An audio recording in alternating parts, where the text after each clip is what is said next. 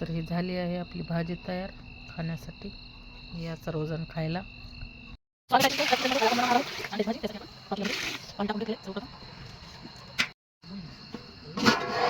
चला तर आपले अंडे हे उकडलेले आहेत. आता बघा, आता पाण्याला उकळी आलेली आहे. याच्यात आपल्याला हे अंडे आता एक एक एक एक सोडून घ्यायचे आहेत. आता हे असे अंडे टाकून घ्यायचे मध्ये एक एक आपण.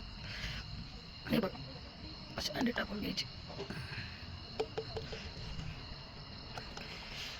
आपण अंडे सोडलेले, त्याच्यामध्ये आपल्याला मीठ टाकून घ्यायचे. मीठाने हे चांगले उकडले जातात पटकन आणि निघतात पण सालपट पटकन अंड्याचे. अंडे आपल्याला काढून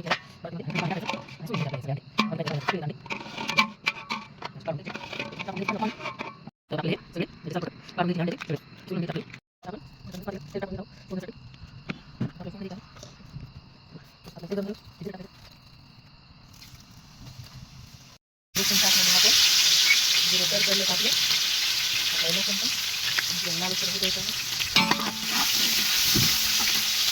खोबरं टाकलेलं आपण.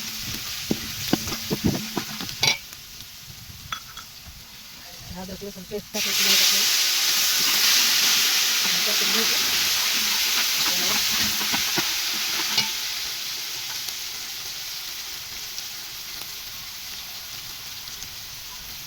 अंडे बघा टाकायचे. 2-3 अंडे आपण बारीक केलेले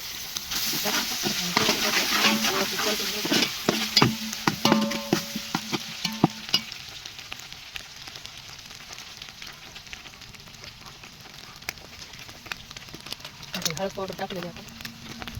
आता गरम मसाला टाकलेला आहे. गरम मसाला लाल मिरची पावडर टाकलेली.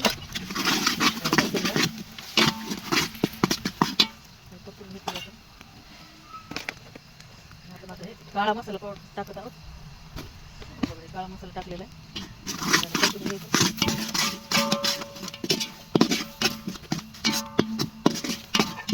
सगळं तेलावर व्यवस्थित असं परतून घ्यायचं आहे.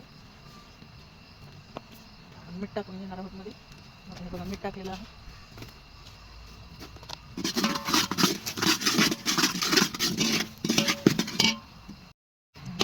अंडे टाकून घ्यायचे मध्ये. ह्याला पण आपल्याला थोडा वेळ हे मसाले आहेत त्याच्यामध्ये थोडंसं परतून घ्यायचं. आपण हे कसं गरम पाणी करून घेतलेलं आहे. नंतर ह्याच्यामध्ये गरम पाणी करून घ्यायचे.